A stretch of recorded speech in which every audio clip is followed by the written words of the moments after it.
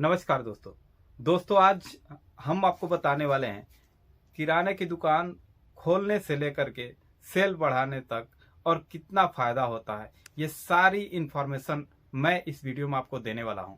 और कितने से व्यवसाय शुरू करें, कितने का माल लाएं, कहां से माल लाएं, ये सारी इन्फॉर्मेशन मैं आपको एक ही वीडियो में देने वाला हूं। तो दोस्तों आप वीडियो पर पूरा बने रहें और वीडियो को अंत तक देखें। अगर मेरी वीडियो अच्छी लगती हो तो चैनल को सब्सक्राइब करके रखें, क्योंकि मैं आपको सामानों के रेट और किस चीज़ को कब खरीदना है, जैसे रिफाइंड तेल, दालें, ये कब खरीदें कि हमें उससे ज़्यादा मुनाफा वसूल सकें। दोस्तों आपको मैं आज पूरा A to Z किराने का सामान कहाँ से लें, किराने की दुकान कैसे खोलें, किराने में कितना फ़ायदा होता है, इन सब चीज़ों पे जानकारी आज दूंगा।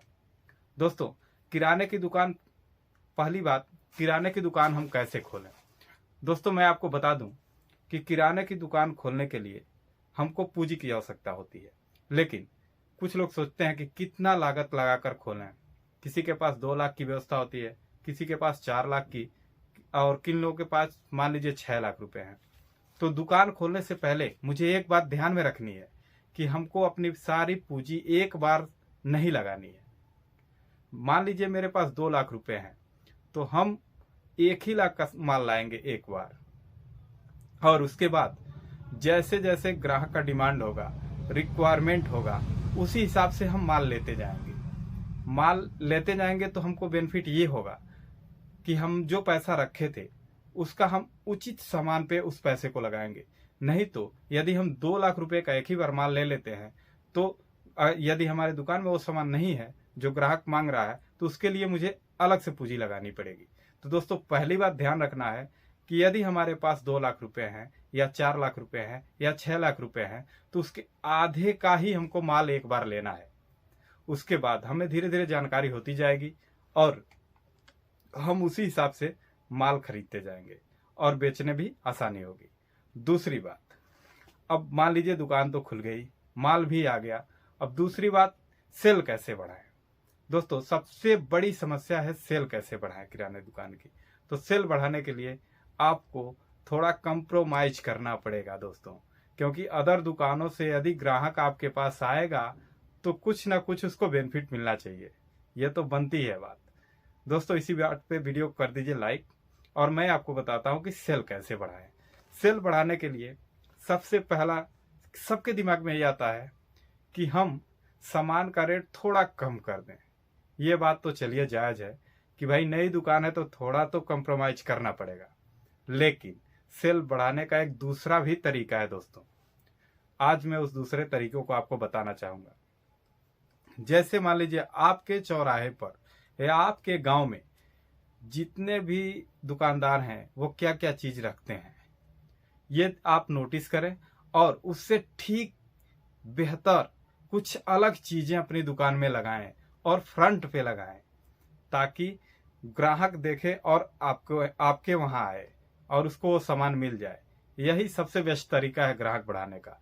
अगर आपके पास माल रहेगा, क्वालिटी रहेगी और वैरायटी रहेगी, जैसे किसी भी चीज़ का 1-2 वैरायटी एक्स्ट्रा आप रखें उस दुकानदार से, तभी आपका सेल बढ़ेगा।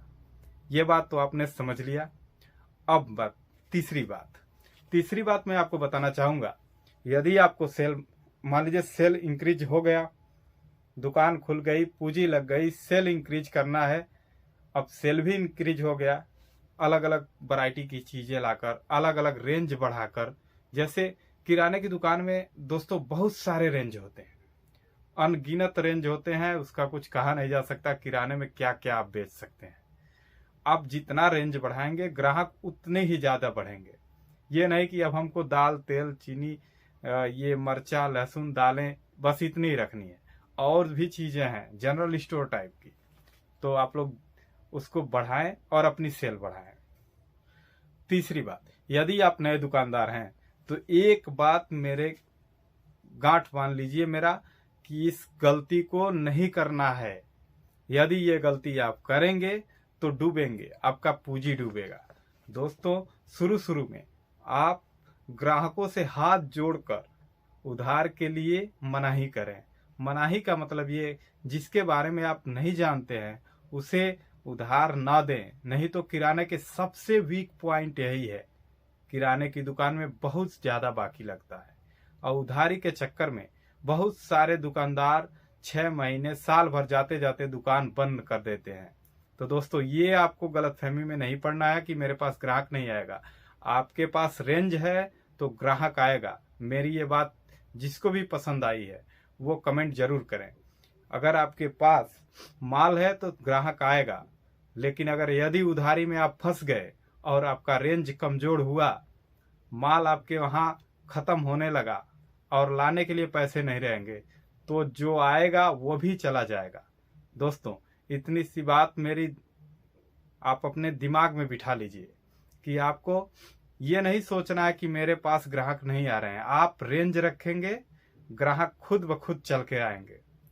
तो दोस्तों, ये वीडियो आपको कैसी लगी और आगे इसी तरह की वीडियो देखने के लिए मेरे चैनल को सब्सक्राइब करें और कौन सा माल कब खरीदना है ये जानने के लिए मेरे चैनल पर विजिट जरूर करें।